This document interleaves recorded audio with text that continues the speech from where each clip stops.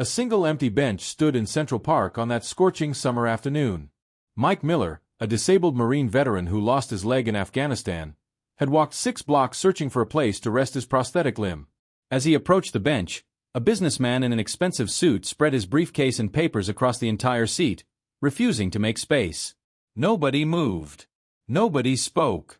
Until a familiar face emerged from the crowd, about to change everything. Mike Miller never wanted special treatment. Before losing his leg, he'd served 12 years in the Marines, rising to the rank of staff sergeant and leading countless missions across Afghanistan's unforgiving terrain. His unit knew him as the steady hand, the one who always put others first and never left anyone behind. That same spirit carried him through 3 surgeries and 18 months of rehabilitation after an IED changed his life forever. Now, at 34, Mike worked as a counselor at the local VA hospital, helping other veterans navigate their way back to civilian life. The irony wasn't lost on him. The man who once sprinted through combat zones now had to carefully plan his route to work, calculating the distance between benches and rest stops. His prosthetic leg, a marvel of modern technology, still left him exhausted by mid-afternoon, especially during New York's brutal summer heat. The morning of the incident started like any other. Mike woke at 5, did his physical therapy exercises, and got ready for work. His small apartment in Queens held the medals and commendations from his service years, but they stayed in their boxes, tucked away in a drawer. What he displayed instead were photos of his unit, smiling faces in dusty uniforms, and the handwritten letters from families of veterans he'd helped through their darkest times. Walking was hardest in the summer. The socket of his prosthetic leg would get slick with sweat, and the constant friction against his skin felt like sandpaper. Most days, Mike could handle it, finding ways to adapt just as he'd trained others to do. He'd learned every shortcut, every quiet spot where he could pause and adjust his leg without drawing attention. But today was different. A water main break had forced him to detour through Central Park, adding 6 extra blocks to his usual route. The park brought back memories of running with his high school track team, of proposing to Helen before his 3rd deployment. Helen, who'd waited those 18 months while he learned to walk again, only to realize they'd both changed too much to make it work. She still called sometimes, checking in, her voice carrying the weight of what could have been. Mike didn't blame her. He didn't blame anyone anymore. Life happened, and you either adapted or you didn't. The sun beat down as he spotted the empty bench ahead, a rare sight in the crowded park. His leg was screaming for rest, the kind of pain that reminded him of those first steps in physical therapy. Mike took a deep breath, straightened his shoulders, and started toward the bench, unaware that the next few minutes would turn his quiet life into something very different. The bench sat in a shaded spot near the Bethesda fountain, a prime location for both tourists and locals seeking refuge from the heat. Mike approached slowly, already rehearsing a polite request to share the space. The businessman occupying it appeared to be in his 40s, his tailored suit and pristine leather briefcase speaking of Wall Street success. Papers spread across the wooden slats, creating an artificial barrier that claimed every inch of available seating. Mike cleared his throat softly. "Excuse me, sir. Would you mind if I sat down for a moment?" The words came out steady, practiced from years of navigating similar situations. The businessman barely glanced up, his fingers continuing to tap at his phone screen. A few seconds stretched into an uncomfortable silence before he responded with a curt, "I'm using this space." A young mother pushing a stroller slowed her pace, watching the interaction unfold. 2 teenage girls on nearby steps stopped their conversation, phones temporarily forgotten. Mike shifted his weight, the pressure on his prosthetic becoming increasingly uncomfortable. "I just need a few minutes to rest my leg," he explained, gesturing to his prosthetic. "I'd be happy to sit on the end." The businessman's eyes flicked to Mike's leg, then back to his phone. "There are other benches in the park." His tone carried the dismissive edge of someone used to having their words treated as final. He spread his papers wider, a deliberate action that left no doubt about his intentions. The pain in Mike's leg was intensifying, sharp jolts shooting up from where flesh met prosthetic. He'd pushed himself too far today, and his body was demanding payment. Sweat trickled down his back as he stood there, wondering if it was worth pushing the issue. In his peripheral vision, he noticed more people stopping, drawn by the growing tension. An elderly woman with a cane muttered something under her breath, shooting a disapproving look at the businessman. A group of tourists paused their photo-taking, whispering among themselves. The businessman seemed to sense the attention but doubled down, pulling out more papers from his briefcase and arranging them with exaggerated care. Mike thought about his morning group session at the VA, where they discussed handling civilian interactions with patience and understanding. He thought about the young Marine he'd counseled yesterday, barely 22 and struggling with people staring at his missing arm. "Sir," Mike tried one more time, his voice remaining calm despite the growing discomfort, "I served 12 years in the Marines. This injury happened protecting people's right to enjoy places like this. All I'm asking for is enough space to rest for a moment." The businessman's jaw tightened. "I don't care if you served. I don't care if you ran a marathon. This is my space right now, and I'm working." He emphasized his point by pulling out his laptop, claiming even more of the bench. "Maybe next time plan your route better." The words landed like physical blows. Mike had faced combat, endured countless surgeries, and rebuilt his life piece by piece, but somehow this moment, standing in the park he'd grown up visiting, being denied basic dignity, cut deeper than expected.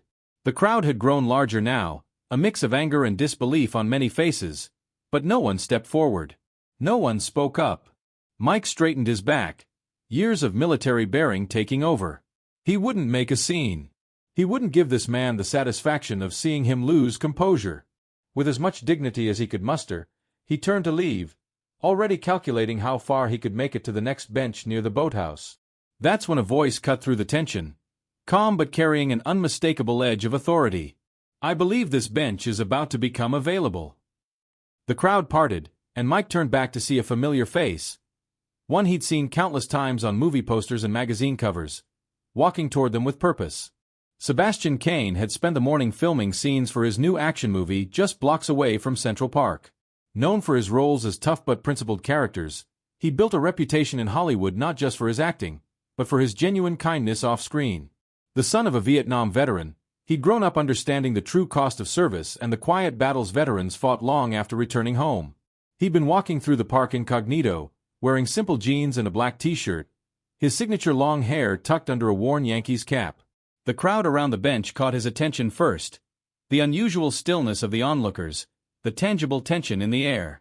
Then he saw Mike, noticed the prosthetic leg, the military bearing that never quite leaves a soldier. Sebastian had worked with enough veterans through his charitable foundation to recognize the signs of physical strain, the way Mike shifted his weight to manage the pain. The businessman's words carried clearly across the gathering crowd, "I don't care if you served." Something in Sebastian's chest tightened. He thought of his father, who'd spent years dealing with similar dismissive attitudes. Without hesitation, he moved forward, his voice carrying the quiet authority that had made him famous. "I believe this bench is about to become available." The words came out measured, deliberate. The crowd parted instinctively, whispers of recognition spreading like ripples on water.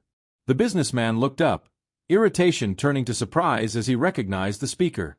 Sebastian stood directly in front of the bench now, his 6'2" frame casting a shadow over the scattered papers. "Mr. Cain," the businessman stammered, his earlier bravado evaporating. I'm in the middle of important work and—" Sebastian raised his hand slightly, a gentle but firm gesture that stopped the excuses cold. "I understand the importance of work, but I also understand the importance of dignity and respect." His eyes moved to Mike, then back to the businessman.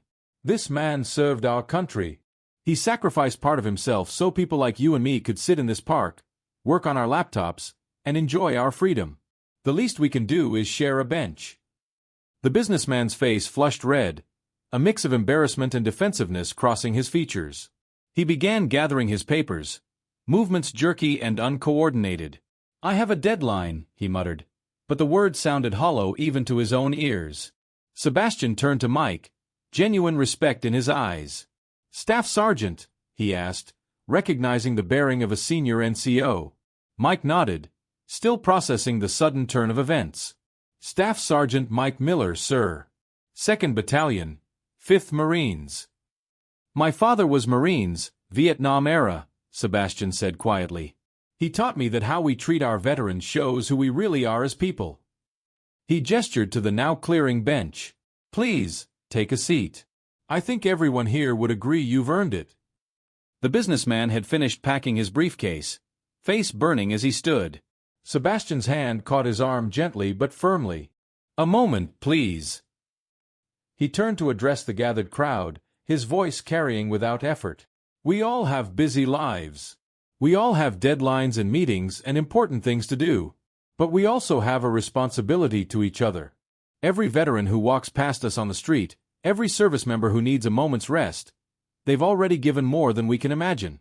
The least we can do is offer them a seat." The businessman looked at the ground, then at Mike, real shame finally crossing his face.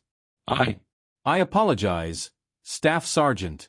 My behavior was inexcusable."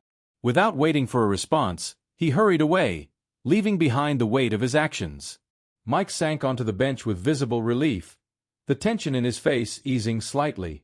Sebastian sat beside him, deliberately casual, as if sharing a bench with a veteran was the most natural thing in the world. The crowd began to disperse, phones capturing final photos, but Sebastian's attention remained fully on Mike. "How long have you been walking today?" he asked, genuine concern in his voice.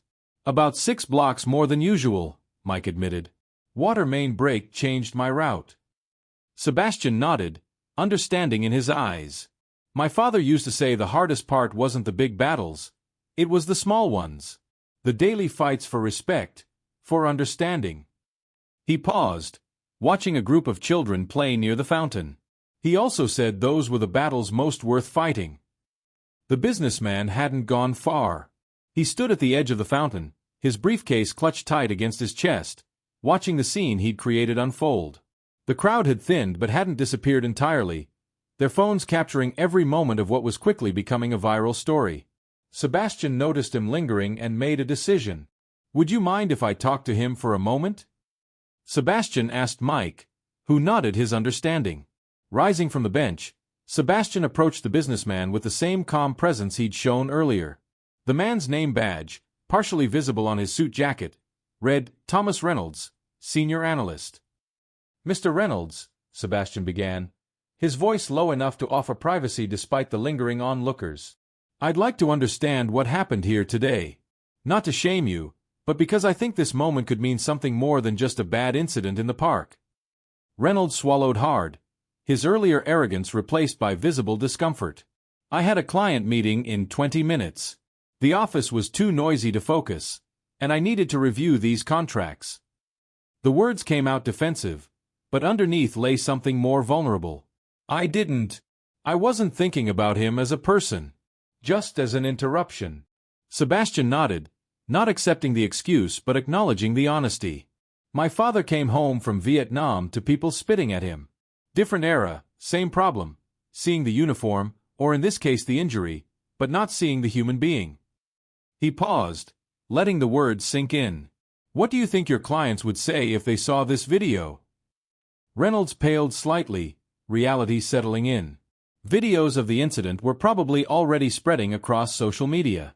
His company's name was clearly visible on his badge and briefcase. "My career," he started, then stopped, something shifting in his expression.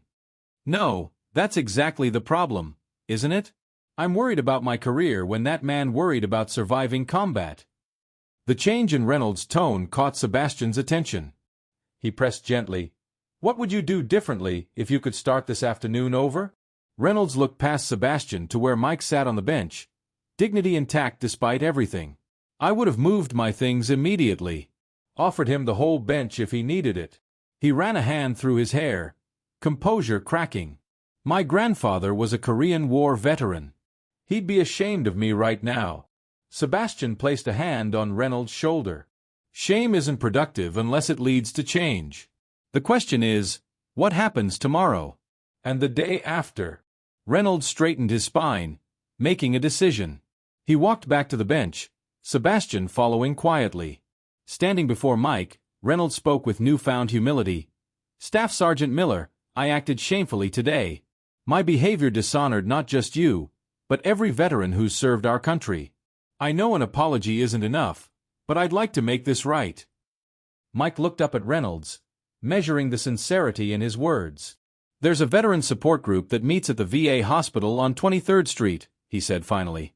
"We're always looking for professionals who can help with resume writing, interview skills. if you're serious about making things right. Reynolds pulled out a business card, handed it to Mike with both hands, a gesture of respect. I'll be there. Whatever time, whatever they need. You have my word. He turned to Sebastian. Thank you for stopping. For making me see what I'd become in that moment. As Reynolds walked away, his steps heavy with reflection, Sebastian settled back onto the bench beside Mike. The remaining onlookers began to drift away, sensing the confrontation had transformed into something more private, more meaningful. The afternoon sun cast long shadows across the park, the fountain spray creating rainbow fragments in the air.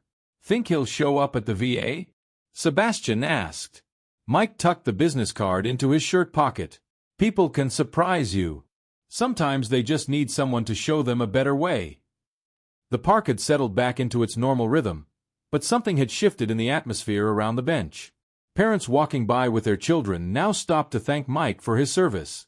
A group of high school students asked if they could take a photo with both him and Sebastian, promising to share it with their school's Veterans Appreciation Club. An elderly veteran, walking with a cane, detoured from his path to render a crisp salute to Mike, which Mike returned with equal respect. Sebastian's presence had attracted attention, but his focus remained entirely on Mike and their conversation. They talked about Mike's work at the VA hospital, about Sebastian's father's struggles after Vietnam, about the daily challenges veterans faced that civilians rarely noticed. When Mike mentioned the difficulty some veterans had accessing transportation to their medical appointments, Sebastian pulled out his phone and made a quick call to his foundation's director. A young woman who had witnessed the entire incident approached them, tears in her eyes. She introduced herself as a teacher at a nearby middle school and asked if either of them would consider speaking to her students about respect, dignity, and standing up for others. Sebastian looked at Mike, raising an eyebrow in question. Mike smiled, his first genuine smile of the afternoon. Maybe we both should, he suggested. Different perspectives, same message. Sebastian nodded, exchanging contact information with the teacher while Mike shared details about the VA's community outreach program. As the sun began to dip behind the city's skyline, Sebastian stood, offering his hand to Mike. Need a ride home? My car's just outside the park. Mike accepted, not out of necessity but in recognition of the genuine connection they'd formed. As they walked together toward the park exit, they passed the empty bench, no longer just a piece of park furniture, but a symbol of how small moments of courage could spark meaningful change. By sunset, videos of the park incident had spread across social media platforms. The clips showed more than just a confrontation. They captured a moment of transformation. Local news stations picked up the story, running headlines that focused not on celebrity intervention, but on the deeper issue of how society treated its veterans. Mike's quiet dignity and Sebastian's respectful handling of the situation resonated with viewers far beyond New York City. Thomas Reynolds' financial firm released a statement the next morning announcing a new company-wide initiative supporting veteran employment. Reynolds himself appeared at the VA hospital that week, as promised, carrying not just his expertise but a commitment from his entire department to provide career mentorship for transitioning service members. The waiting room that had once felt cold and institutional now hummed with energy as veterans paired with business professionals, working on resumes and practicing interview techniques. The middle school teacher's request turned into something bigger than expected. Mike and Sebastian's joint presentation to her students sparked a district-wide program called Stand Up, Speak Out. The program connected local veterans with schools, teaching young people about service, sacrifice, and the importance of showing respect to everyone, regardless of their circumstances. Students started organizing volunteer days at the VA hospital, bringing fresh energy and helping hands to the facility. Sebastian's foundation launched a new transportation program, providing free rides for veterans to medical appointments across the city. The initiative started in New York but quickly spread to other cities as similar organizations took notice. More importantly, it created natural opportunities for veterans and civilians to connect, sharing stories and breaking down barriers during these rides. The bench in Central Park became an unofficial meeting point for veterans and supporters.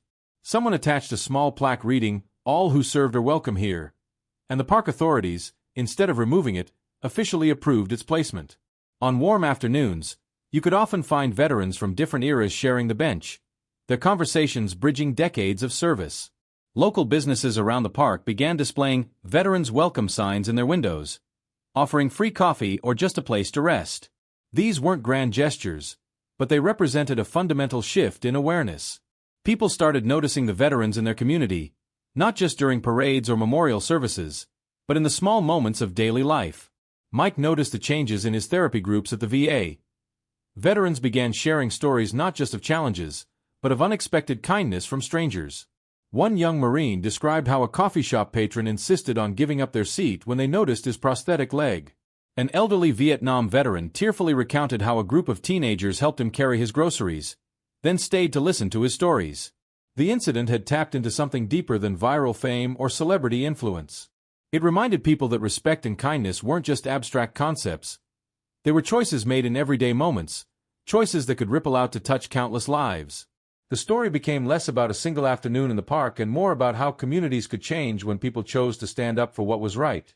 1 month after the incident, Mike Miller stood before a packed auditorium at the VA hospital. The career networking event he'd organized with Thomas Reynolds had grown beyond anyone's expectations. Veterans from across the city filled the seats, many accompanied by mentors from various industries. Sebastian Kane sat quietly in the back row, taking in the scene with quiet satisfaction. Mike's morning walk to work had changed.